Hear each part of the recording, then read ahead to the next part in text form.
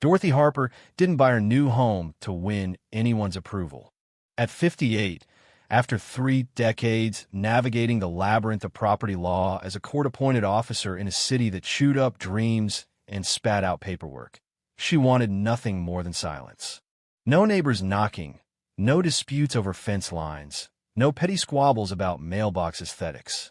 She'd spent her career untangling the chaos of human greed, foreclosures, evictions, and families clawing at each other over inheritances. Now, she craved a corner of the world that was hers alone. The house she found was a modest 2-story at the end of a cul-de-sac in Willow Creek, a suburban enclave an hour outside Charlotte, North Carolina. It wasn't grand, but it was solid, backed by a strip of untouched pine woods that no developer had dared to bulldoze. The air smelled of sap and earth, and the neighbors, from what she could tell, kept their distance.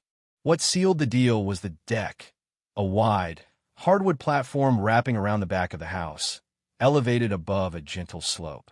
It was sturdy, reinforced by the previous owner, and wide enough for a small table, a recliner, and her old hound, Baxter, to sprawl at her feet. She'd sit there at dawn, coffee in hand, watching the sun filter through the trees, and for the first time in years, she let herself believe she'd found peace.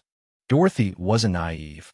She'd seen too many property disputes to think a new address meant a clean slate. Before signing the deed, she'd pored over the Homeowners Association covenants, the county records, and the survey maps.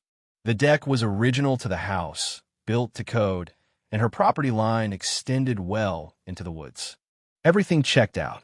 She moved in, unpacked her books, and settled into a routine of quiet mornings and long evenings, trusting the world would leave her be. It didn't. Her closest neighbor, Linda Walsh, was a woman who wore authority like a second skin. Linda wasn't elected to anything, but she called herself the neighborhood coordinator and carried a whistle on a lanyard she wasn't afraid to use. She was in her late 50s with a perm that hadn't changed since the 80s and a habit of pacing the sidewalks at dawn, clipboard in one hand, chamomile tea in the other. Her voice could cut through brick, especially when she was correcting someone's recycling habits or hedge height. Dorothy heard her before she saw her, lecturing a teenager 2 streets over about skateboard noise. 2 weeks after moving in, Dorothy found a handwritten note taped to her mailbox. The cursive was neat but smudged and signed, and it claimed her deck hadn't been registered with the neighborhood's structural review board. Dorothy snorted, folded the note, and tossed it in the trash. She'd read the covenants. No such board existed. This was a power play, small-town style, and she wasn't biting. She assumed it would stop there, a petty jab from someone with too much time and too little sense. It didn't. A second note arrived, this time citing a line-of-sight violation because her deck overlooked community vegetation. The woods behind her were private land, not a community garden, so Dorothy ignored it. Then, a week later, she caught a man lingering on the street, phone in hand, slowly panning to record her property. He wore no badge, drove no city vehicle, and didn't approach. He just stood there, spun once, and walked off. Dorothy watched from her window, her pulse steady. She didn't call the cops. She didn't want to feed the machine. The first real confrontation came on a muggy afternoon. Linda stood at the end of Dorothy's driveway, envelope in hand, already talking as if Dorothy had invited her. "This is just a courtesy notice," Linda said, her smile tight and joyless. "There have been complaints, unofficial, of course, about your deck stability. The height, the angle, it's making folks uneasy. Visibility issues, you know." Dorothy took the envelope but didn't open it. "Complaint from whom?" "Oh, I couldn't say. It's about harmony, not names." "You get it. I get that this is private property," Dorothy said, her voice low. "The deck's original to the house. If someone's got a legal issue, they could bring me paperwork from the city." Linda's smile didn't budge. "I'd hate for this to escalate." "Then don't bring me notes that mean nothing." Dorothy handed the envelope back and walked away, ignoring Linda's parting shot about compliance protocols. She'd dealt with worse: corporate landlords, corrupt officials, families who'd rather burn a house down than share it. Linda Walsh didn't scare her. But Dorothy didn't know Linda had backup. Not a title, not a badge, but a crew. 3 retired tradesmen who dubbed themselves the compliance team. They weren't paid, but they wore matching vests and carried clipboards, showing up uninvited to measure sidewalks or photograph fence posts. They were bored, bitter, and loyal to Linda, and Dorothy's deck became their obsession. They started leaving chalk marks near her property line, snapping photos of her fence, and pacing the street with tape measures. It wasn't official. It was pressure, pure and simple, designed to make her feel watched. Dorothy didn't overreact. She didn't confront them. Instead, she started a file, copies of her home inspection, the original blueprints, the title, and the survey. She didn't tell anyone, didn't flaunt it, but she was ready. She'd learned long ago that disputes weren't about rules. They were about control. And when you pushed back against people who live for control, they didn't back off. They doubled down. The air changed one Wednesday morning. Dorothy stepped on her deck with her coffee, Baxter at her heels, and felt it, a stillness that wasn't natural. No birds, no breeze, just a weight that made the boards under her feet feel unsteady. She scanned the railing, the slope, the woods, and for a split second, she sensed eyes on her. She shook it off as old instincts, but at 8:04 a.m., a white van rolled into her driveway, tires crunching over her mulch bed. 3 men climbed out, wearing navy vests with district access control stitched in yellow, a name that meant nothing in any county record. The leader, a tall man with a graying beard and a clipboard, approached. "Morning, ma'am. We're here for a preliminary access restriction protocol on your elevated structure." Dorothy didn't blink. "You're trespassing." "Not yet," he said, unfazed. "Under Clause 1642, we've got temporary authorization for preemptive inspection of structural hazards." She noticed the other 2 men already moving toward her deck, steps confident. No permission asked. Her hand found a baseball bat in the umbrella stand by the door, not to swing but to signal. "You'll need to vacate the deck," the leader said. "There's a collapse risk filed." That word, collapse, was deliberate, meant to spook her. Dorothy stepped onto the deck, bat in hand, and called to the men nearing the stairs. "Touch that railing, and I'll charge you with criminal trespass. You're not inspectors. You have no jurisdiction." "You've been notified," the leader said, louder now. "This is a public safety matter." Dorothy didn't argue. She noticed a warped beam days earlier, not unsafe, but slightly shifted from years of rain. She hadn't fixed it. Now, she saw her move. As the 2 men reached the steps, 1 foot on the first stair, she grabbed a crescent wrench from her patio table, knelt by the beam, and yanked the rusted bolt free. The wood cracked sharply, not breaking, but tilting just enough to unbalance the man at the top. He flailed, hit the railing, and went over, taking the loose section with him. The second man tried to grab him, lost his footing, and followed. They crashed through the hedge below, a tangle of limbs and dust. The leader froze, hands half raised. "This is an incident now. You made it one. You'll call an ambulance," Dorothy said, wrench still in hand. "And if you leave, I'll have your plates before you hit the corner." He dialed, stepping back. Sirens came 13 minutes later. Paramedics loaded the men, one groaning, one dazed, while a county deputy took Dorothy's statement. She spoke like she was filing a deposition. They entered without consent. "I warned them. I destabilized a defective beam to block access, not to harm. Their actions caused the fall." The deputy nodded, asked for her security footage.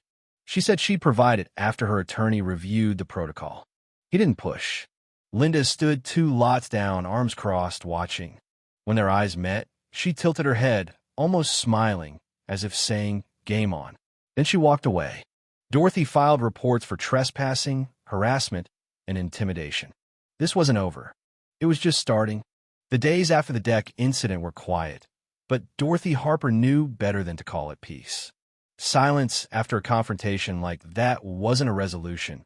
It was the strategy. She'd seen it in courtrooms, in depositions, in the way people circled back with sharper knives when their first swing missed. Linda Walsh and her crew weren't done. They were regrouping, and Dorothy was ready. She went about her routine. Coffee at dawn, walks with Baxter, calls with her attorney, Ellen Ramsey, a no-nonsense lawyer who'd cut her teeth on property disputes. Dorothy hired a private firm to map her property line with aerial drones, just in case someone tried to claim the slope wasn't hers. She replaced the damaged deck railing herself, not because it was urgent, but because she refused to let it sit broken, a trophy for her opponents. The contractor, a local named Pete who'd known the house's previous owner, asked what happened. "Olwood gave out," she said. He nodded and didn't pry. On the fourth morning, a letter slid under her front door. No envelope, no stamp, just a folded sheet titled Notice of Unsafe Conditions. It claimed her deck violated residential safety standards and was under review by regional community enforcement. The language was vague, full of phrases like may result in and potential hazard. No signature, no citation number. Dorothy photocopied it, filed it under nonsense, and moved on. She knew paper trails weren't just defense, they were weapons. That afternoon, the retaliation sharpened. Orange surveyor flags appeared along the eastern edge of her backyard, near a utility path. They weren't there at breakfast. Her security footage showed a 12-minute gap between 11:42 and 11:54 a.m. No motion, no error logs, just blank. Dorothy noted the timestamp, scheduled a technician to inspect her system, and didn't flinch. If someone had tampered with her cameras, they'd have been sloppy, and she'd have that in writing. That night, her motion-activated floodlight triggered 4 times between 2 o'clock and 2:30 a.m. The sensor log showed movement near her fence, but no one appeared on camera. Someone was testing her perimeter, staying just out of sight. The next morning, she found a manila envelope jammed so deep in her mailbox that it bent the door. Inside was a grainy photo of her on the deck, wrench in hand, moments before the railing gave way. It wasn't from her cameras, taken from the woods, likely with a telephoto lens. Scrawled in red marker, "How many warnings will you ignore?" Dorothy scanned the photo, locked the original in her fireproof safe, and called Ellen. She also filed a complaint with the postmaster for mailbox tampering, requesting postal route footage. Not because she expected arrests, but because records outlasted threats. Ellen asked, "Ready to go public yet?" Dorothy sipped her coffee, stared at the woods, and said, "Let them get bolder." They did. 3 days later, her trash bins were overturned, contents spread in neat rows along her driveway. Her recycling was gone, and her compost bin reeked of raw meat scraps she hadn't put there. She cleaned it up, logged it, and said nothing. That evening, she heard hammering from the woods, deliberate, metal on wood. Instead of investigating, she repositioned her cameras, added a solar-powered spotlight, and installed motion-triggered speakers that played her voice. Private property. "You are being recorded. Leave now." The harassment grew technical. 2 city inspectors arrived unannounced, claiming a complaint about structural erosion affecting nearby properties. Dorothy invited them onto the deck, offered water, and watched their every move. They found nothing, left no citations. One muttered, "This feels personal." She replied, "It is. They're just using your badge." He nodded and left. That night, someone glued her front door shut with adhesive. Dorothy exited through the garage, recorded the damage, and had a locksmith replace the frame by noon. She upgraded her exterior lights, added tempered glass film to her windows, and swapped her locks for keyless deadbolts. She also emailed a private investigator she'd worked with years ago, quiet, pricey, and thorough. 2 days later, an email from the Neighborhood Standards Committee accused her of failing to submit her deck's color scheme for approval. Another, from an anonymous address, claimed she was under investigation for unregistered surveillance equipment. A third came from a neighbor, Tom Grayson, who lived 3 houses down. He wrote that a coalition for residential uniformity had offered to drop his violation for painting his garage without approval if he supported a motion to remove Dorothy's deck. He refused, but wanted her to know. She thanked him and forwarded everything to Ellen. The real shift came at 10:40 p.m. when a black SUV parked across the street, windows too dark for code. Dorothy killed her interior lights and waited. At 10:18, 2 figures slipped toward the alley behind her deck. Her new infrared sensors caught them, and the speaker blared, "You are on private land. Leave or law enforcement will be contacted." They froze, bolted back to the SUV, and peeled out without headlights. This wasn't kids. This was coordinated. The next morning, a man claiming to be a community dispute mediator knocked on her door. He was polished, soft-spoken, with a leather folio and glasses that screamed harmless. He offered to discuss her role in neighborhood harmony. Dorothy poured him tea, then said, "Leave." Her stare made him fumble his words and go. That night, she stood on her deck, the woods dark and silent. The quiet didn't soothe her, it warned her. Linda and her allies wanted her isolated, discredited, gone. They thought pressure would break her. They didn't know Dorothy Harper. She'd buried bigger egos in paperwork, outlasted nastier fights. She didn't fight with screams. She fought with facts. The game changed when a formal complaint hit her mailbox, certified with a county seal. It cited 3 codes: erosion hazards, unpermitted modifications, and unapproved structures. A field review was set within 5 days, with access required or penalties to follow. Dorothy read it twice, then called Ellen. "They're building a wall of process," Ellen said. "Let's tear it down." Dorothy prepared like Schuer's going to trial. She gathered her title deed, original deck photos, contractor receipts, engineer statements, and an affidavit from the previous owner confirming no alterations. Everything was tabbed, labeled, and bound. When the county officials arrived, she handed them the binder, offered water, and stayed silent. They inspected the deck, tested the railing, and reviewed her slope records. One said, "Whoever filed this doesn't get soil physics." Dorothy noted the quote, but didn't reply. The inspection ended cleanly. No violations, no citations. The officials shook her hand, and she knew Linda's plan had misfired. But the retaliation turned colder. 3 emails arrived in one day. One about her deck's color, one about surveillance, and Tom's warning. Dorothy saved them all, adding a new tab to her binder, digital coercion. Then came the stake. She found it one morning, driven into the ground near her deck, a red surveyor's tape tied to it. Not vandalism, not damage, just a marker, a promise of more. Dorothy photographed it, barricaded it, and left it as evidence. This wasn't just about her deck anymore. It was about ownership of her land, her peace, her right to exist. And she wasn't giving an inch. Dorothy Harper had always known the fight over her deck would spill into official channels. Linda Walsh and her crew weren't content with street games, notes, stakes, and shadows. They wanted legal leverage, a way to hide their vendetta behind city letterhead and county codes. They needed Dorothy to slip, to lash out, to give them a reason to paint her as the problem. But she hadn't. And when they realized she wouldn't break under pressure, they changed tactics, filing a formal complaint with the County Building Commission. The letter arrived by certified mail, crisp and official, citing 3 violations: erosion hazards to neighboring lots, unpermitted modifications to the deck, and an unapproved structure. It demanded access for a field review within 5 days, with penalties for noncompliance. Dorothy read it calmly, her coffee cooling on the kitchen table. She dialed Ellen Ramsey, who was already reviewing a digital copy. "They're trying to drown you in process," Ellen said. "But they're sloppy. We'll use that." Dorothy prepared with the precision of a woman who'd spent decades in courtrooms. She compiled a binder, her title deed, photos of the deck from a 1998 real estate listing, receipts from safety assessments, statements from 2 structural engineers, and a notarized affidavit from the previous owner confirming the deck's original construction. Every page was tabbed, labeled, and cross-referenced. When the county inspectors arrived, 2 men in plain polos with municipal badges, she greeted them at her driveway, handed over the binder, and offered bottled water.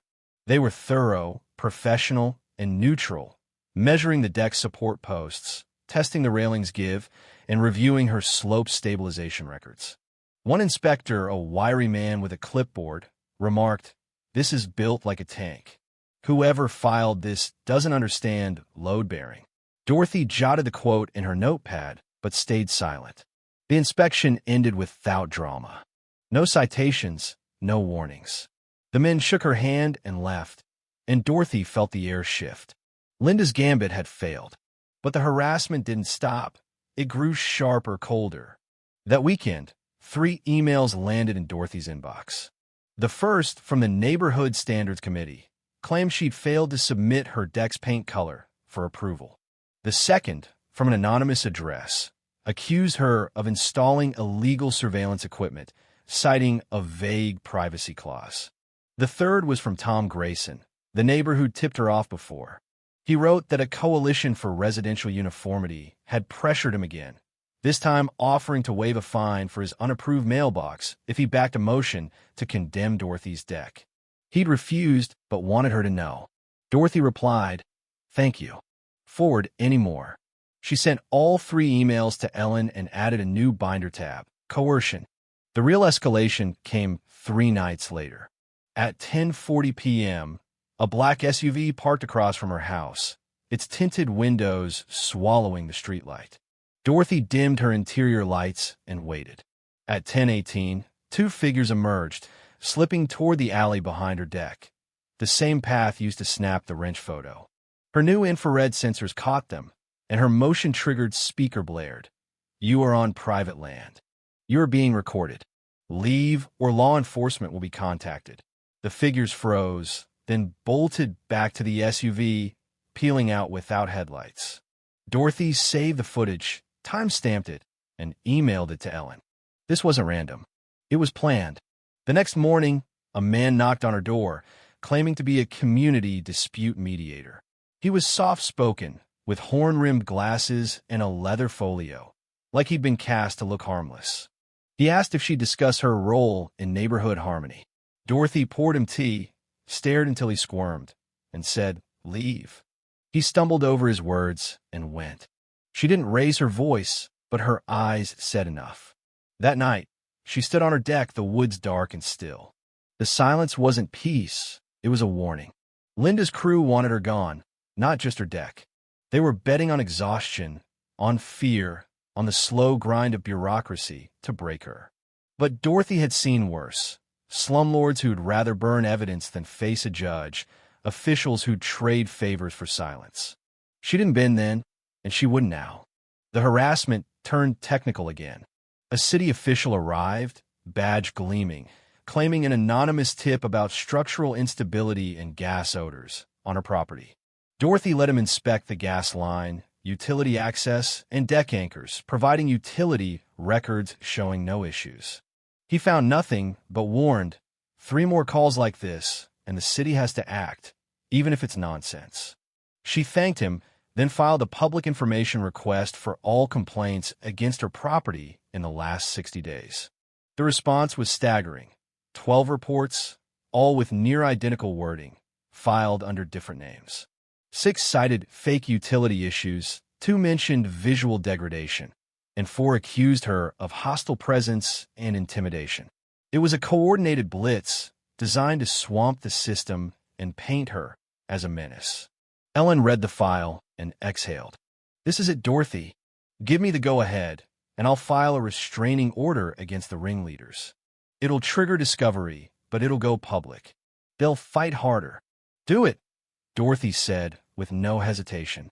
3 days later, Ellen filed the complaint, naming Linda Walsh and 4 others, requesting court-ordered identification of anonymous filers tied to harassment, false reporting, and coercion. The court accepted the motion and set a hearing. Dorothy placed her copy of the order next to her coffee mug, not smiling, not relaxing, but feeling the tide turn. They weren't in the shadows anymore. They'd have to answer. But Linda's crew didn't quit. That night, Dorothy's backyard motion alarms triggered. Footage showed a figure kneeling near her deck, tampering with something. By the time she flipped on the floodlights, they were gone, leaving a wooden stake with red surveyor's tape driven into the ground.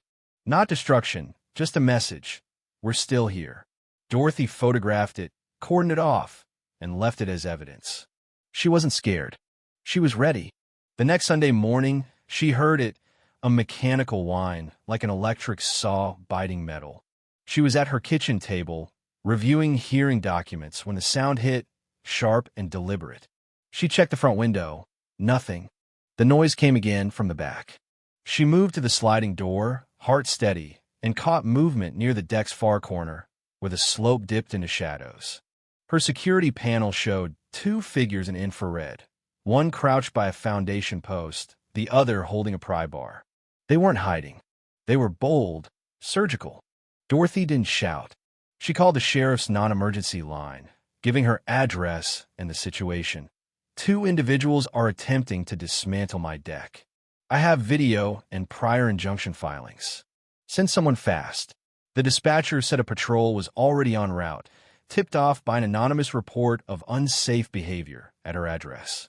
Dorothy's jaw tightened. They were framing her again, muddying the timeline. She stepped onto the deck, phone on speaker, and called out, "You are trespassing. This structure is not condemned. You have no warrant. Leave now, or I'll press felony charges."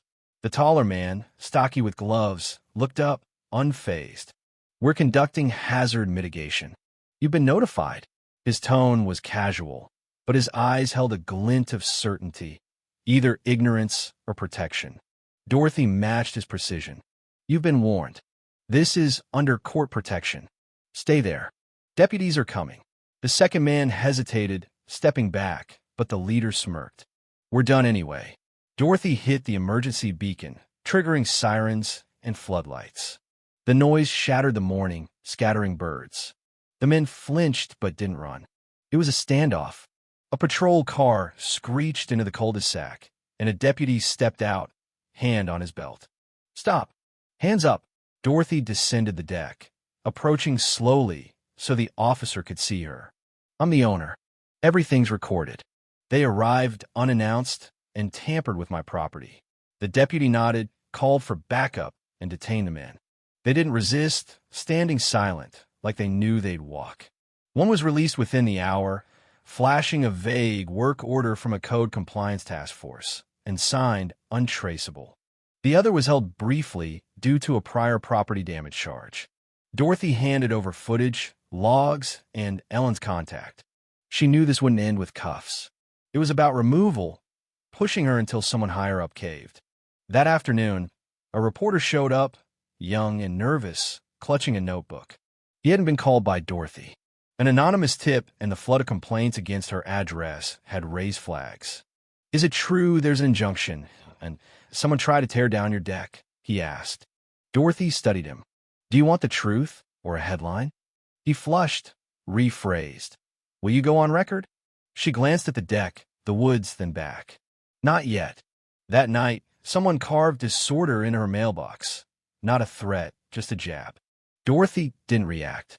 She photographed it, logged it, and kept moving. The irony wasn't lost on her. They wanted control, uniformity, and compliance. She wanted freedom, and she'd fight for it with every page, every frame, every fact. Dorothy Harper knew the war over her deck had always been headed for a courtroom. Linda Walsh and her allies had tried intimidation, notes, vandalism, trespassing, but when those failed, they turned to the one arena where they thought they could win: bureaucracy. They believed the weight of official complaints, forged documents, and municipal pressure would force Dorothy to crack. They were wrong. She'd spent 30 years navigating legal mazes, and she wasn't about to lose her home to a clique of suburban bullies. The morning after the attempted deck sabotage, a new letter arrived, stamped with the seal of the city's planning liaison office. It claimed a motion had been filed to temporarily restrict access to her deck pending safety inquiries. The language was polished, municipal, but too tailored, too timely to be routine. Dorothy recognized the shift. Linda's crew was escalating from fake neighborhood boards to real city channels, or at least the appearance of them. She called Ellen Ramsey, who'd already received a copy. "They're building a procedural fortress," Ellen said. "But it's flimsy. We'll knock it down." The harassment didn't pause. A notice was stapled to Dorothy's front door while she was out walking Baxter, claiming her property faced an exterior perimeter audit by community enforcement agents for boundary and visibility code compliance. It was unsigned, no letterhead, stapled crookedly. Her security footage showed two figures in reflective vests pulling up in a beige pickup with no plates. They stared into her camera, posted the notice with a staple gun, and left without knocking. Dorothy printed 5 copies of the footage, filed an incident report at the precinct, and moved on. She knew the police might do nothing, but the record would stand. The pressure grew technical. 2 drone flyovers buzzed her property, quadcopters hovering briefly above her deck before darting off. The first time, she noted it with irritation. The second, she called the FAA, filing a complaint for unauthorized surveillance in residential airspace. The clerk gave her a case number, enough for now. Then a city official from municipal code compliance arrived, citing a complaint that her deck's beams obstructed a non-existent slope stabilization pathway for city maintenance. Dorothy invited him in, offered coffee, and shadowed his inspection. He found nothing, sighed, and said, "This feels personal." She replied, "It is. They're borrowing your authority." He left without a citation. That night, someone sprayed adhesive along her front door's base, jamming it shut. Dorothy exited through the garage, recorded the damage, and had a locksmith replace the frame by noon. She upgraded her floodlights, added tempered glass film to her windows, and installed commercial-grade keyless deadbolts. She also contacted her old private investigator, who promised to dig into Linda's network discreetly. The next blow was a letter from the Neighborhood Oversight Committee, accusing Dorothy of creating an adversarial atmosphere and demanding she suspend visible property alterations pending mediation. It arrived minutes after she signed for a delivery of infrared camera lenses, suggesting someone was watching her mail. Then a city official showed up, responding to an anonymous tip about structural instability and gas odors. Dorothy provided utility records and full access. He found nothing but warned. 3 more false calls, and the city's forced to act. She thanked him, then filed a public information request for all complaints against her property. The results were damning. 12 reports, all with near-identical phrasing, filed under different names. 6 cited fake utility issues, 2 claimed visual degradation, and 4 accused her of hostile intimidation. It was a calculated campaign to bury her in bureaucracy and tarnish her reputation. Ellen read the file and said, "This is our moment. I'll file a restraining order against Linda and her crew. It'll force discovery, but it'll go public. They'll hit back hard. You ready?" Dorothy didn't blink. "File it." 3 days later, Ellen submitted the complaint, naming Linda Walsh and 4 others, requesting identification of anonymous filers tied to harassment, false reporting, and coercion. The court set a hearing date. Dorothy placed her copy of the order on her kitchen table, next to her coffee. The momentum had shifted, but Linda's crew wasn't done. That night, her backyard alarms triggered. Footage showed a figure kneeling by her deck, tampering with something. By the time Dorothy hit the floodlights, they were gone, leaving a wooden stake with red surveyor's tape, a silent promise of more. She photographed it, cordoned it off, and left it as evidence. The hearing loomed, but the harassment sharpened. A reporter appeared, young and nervous, tipped off by the volume of complaints against Dorothy's address. "Is it true someone tried to tear down your deck under an injunction?" he asked. Dorothy studied him. "You want a story or the truth?" He rephrased. "Will you go on record?" She looked at the woods, then back. "Not yet." That night, someone carved disorder into her mailbox. She logged it unmoved. The court date arrived, a Thursday morning in a squat county courthouse. Dorothy sat in the gallery, calm and composed, as Ellen presented the case. The evidence was meticulous: timestamps, footage, emails, and the 12 coordinated complaints. Metadata traced the Stability Working Group, Linda's shadow network, to a handful of IP addresses. The work orders were fake, the violations inflated. The pattern was clear: pressure Dorothy until she left or force the city to do it. Linda sat across the room, red-faced, avoiding Dorothy's gaze. Her lawyer argued the complaints were community-driven, but the judge wasn't swayed. He reviewed the timeline, asked pointed questions, and issued a preliminary ruling. All unauthorized access to Dorothy's property was halted, pending a criminal investigation into false reporting. It wasn't a full victory, but it was leverage. Dorothy felt the room shift. Back home, the stake with the red tape was gone. On her porch sat an unmarked box containing a polished brass survey marker. No note, just implication. Dorothy set it on her windowsill, a reminder. The harassment slowed. No drones, no vest, no notes. But Dorothy didn't relax. She knew retreat wasn't surrender. Linda's crew was regrouping, waiting for the spotlight to fade. She reinforced her deck with steel brackets, not because it was weak, but because it was hers. She upgraded her cameras to encrypted cloud backups, ensuring no footage could vanish. Neighbors started nodding as they passed, some waving hesitantly. An elderly man, George Miller, left a note in her mailbox. I didn't agree with them. I didn't know how to stop it. Thank you for standing up. Dorothy didn't pay. Silence spoke louder. The city sent a closure notice weeks later. No violations, case resolved. Dorothy filed it behind the others and shut the drawer. The fight wasn't over, but the battlefield had changed. Linda's crew had underestimated her, thinking pressure would break her. They didn't know Dorothy Harper fought with facts, not fists, and facts had a way of outlasting egos. Dorothy Harper didn't mistake the quiet for victory. The weeks following the court ruling were still, almost sterile, like the calm before a storm gathers. No drones buzzed her property. No orange flags sprouted in her yard. No notes slid under her door. But Dorothy, at 58, had seen too many battles to believe silence meant surrender. Linda Walsh and her stability working group had been exposed, their campaign of false complaints laid bare in a county courthouse. But exposure wasn't defeat. It was a pause, a recalibration, and Dorothy was ready for whatever came next. She went about her days with the same discipline. Coffee on the deck at dawn, Baxter snoring at her feet, calls with Ellen Ramsey to track the ongoing investigation. She'd reinforced the deck's beams with steel brackets, not out of necessity, but defiance, a reminder to herself that this was her ground. The new floodlights were discreet, tucked beneath the railing, but they snapped on at the slightest motion. Her cameras, now with encrypted cloud backups, sent real-time alerts to her phone. Dorothy didn't wait for trouble anymore. She anticipated it. The neighborhood began to shift, subtly but noticeably. Neighbors who'd once avoided her eyes now nodded as they passed. Some waved, tentative like they were testing the air.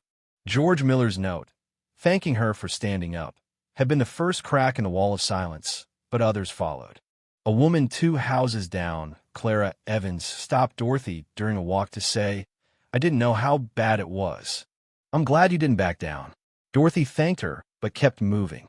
She wasn't here to build a fan club. She just wanted to live. Linda Walsh hadn't been seen since the hearing. Word around Willow Creek was that she'd taken a health leave and wouldn't run for any neighborhood board positions again. Dorothy didn't gloat. She noted it as a consequence, nothing more. The rest of the stability working group melted back into anonymity. Their names, though listed in court filings, never hit the local paper. Their actions, shielded by layers of bureaucracy, would likely escape real punishment. But they'd been stopped, and that was enough for now. The deck stood as it always had, solid and unyielding. Dorothy didn't hang signs or crow about her win. The changes were quieter, a new lock on the gate, a second spotlight by the slope, a faint hum from the motion sensors at night. She'd built a system, not just for defense, but for accountability. Every frame, every log, every report was a brick in a wall no one could spin or erase. She wasn't afraid of the next move. She expected it. Autumn crept into Willow Creek, the pine woods behind Dorothy's house turning a rusty red earlier than usual. Leaves drifted onto the deck, catching in the cracks between boards. One morning, she sat with a book unopened in her lap, a mug of black coffee steaming beside her, watching the wind scatter the debris. The air was sharp, clean, free of drills or footsteps. Baxter lifted his head, sniffed, then settled back down. For the first time in months, Dorothy exhaled fully, letting the moment sink in. The city's closure notice had come a week earlier, A single page stating no violations remained, no further action required. Dorothy filed it with the rest, closing the drawer without ceremony. It wasn't the paper that mattered. It was what it represented. She'd held her ground, not with screams or threats, but with precision. She'd outmaneuvered a machine built on control, and in doing so, she'd reclaimed something deeper than property, her right to exist, unbothered, on her terms. But the fight had left marks. Not on the deck, which stood stronger than ever, but on Dorothy herself. She'd always been steady, a woman who thrived in chaos because she could map it, control it. Yet late at night, when the house was dark and Baxter's snores filled the silence, she'd replay the moments. The wrench in her hand, the men tumbling through the hedge, the stake with its red tape. She'd wonder how close they'd come to winning, how thin the line had been between her victory and their success. If she'd reacted with anger instead of evidence, if she'd shouted instead of documented, if she'd let fear take the wheel, the story might have ended differently. That was the truth no one said aloud. Survival wasn't about heroics. It was about discipline, about knowing your rights and wielding them like a blade. Dorothy hadn't won because she was louder or stronger. She'd won. She was smarter because she'd played the long game while her opponents bet on her breaking. The neighborhood felt different now, not warmer, but less hostile. People spoke to Dorothy in passing, their words careful but genuine. A retired teacher dropped off a jar of homemade jam. No note, just a nod through the window. A young couple apologized for not speaking up sooner, admitting they'd been too scared of Linda's influence. Dorothy listened, said little, and moved on. She didn't need their approval. She'd never fought for it. One evening, as the sun dipped below the pines, Dorothy stood on her deck, hands wrapped around a war mug. The slope below was quiet, the woods a deep, unbroken shadow. She thought about the brass survey marker on her windowsill, the one left in that unmarked box. It was a taunt, a reminder that Linda's crew might return, in some form, someday. But it was also a trophy, proof they'd underestimated her and lost. The victory wasn't loud. It didn't come with headlines or applause. It came with space, the right to sit on her deck, coffee in hand without eyes on her back. It came with the knowledge that she'd shown Willow Creek something they hadn't expected. Power could be resisted, not with noise, but with truth. She'd exposed the Stability Working Group, not just to the court, but to the neighborhood, forcing them to see what control looked like when it hid behind community values. Dorothy didn't crave revenge. She didn't want to burn Linda's house down or see her run out of town. She wanted what she'd always wanted, to live. And she'd done that, not by bending to pressure, but by building a case so airtight it couldn't be ignored. The deck was more than wood and nails now. It was a line in the sand, a testament to what held up under fire. As winter loomed, Dorothy kept her routine. She walked Baxter, checked her cameras, and scanned the slope each morning for new markers. She didn't trust the quiet, but she didn't fear it either.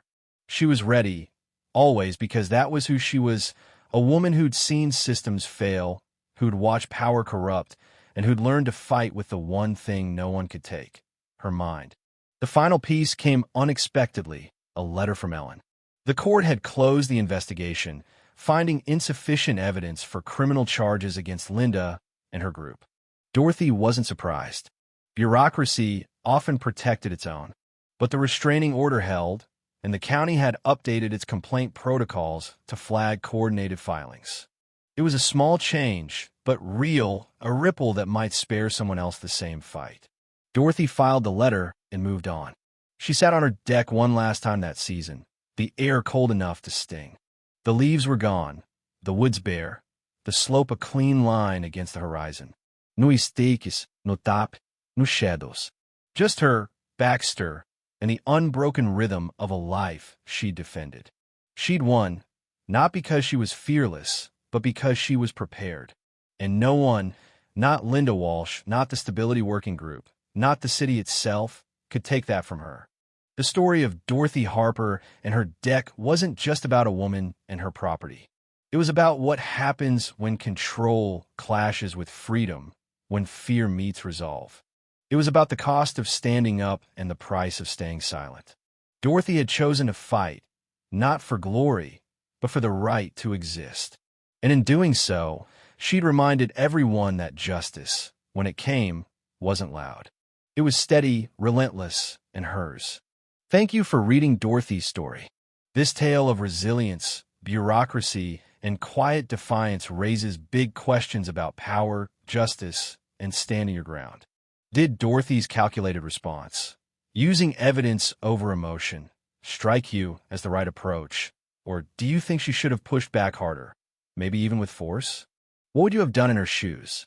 And what does this story say about the line between community and control, or the role of violence in fighting injustice? Share your thoughts in the comments below. We'd love to hear your perspective and spark a real conversation about these issues.